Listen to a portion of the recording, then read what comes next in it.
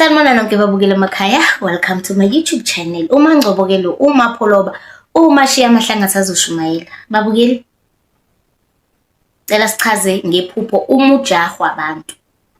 Leli phupho uma ujahwa lichaza ukuthi izitha ziyajaha kodwa zikufici, ziyajaha ziyakulwisa ngezimpi zakomoya, spiritual. Liphinde futhi leli phupho mawuphupha ujahwa abantu lichaza ukuthi unezizwe.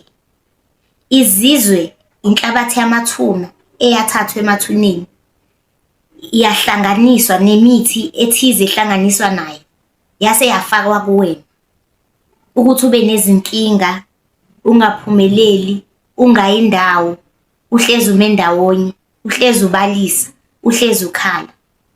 Leli phupho libe kakhulu muzophupha ujahwa abantu. Uthi mawuvuka mntasekhaya ekseni ulikhulekise, ulidedise, ulixoshe, uthi kudede bonke ubumnyama kuzukhanya.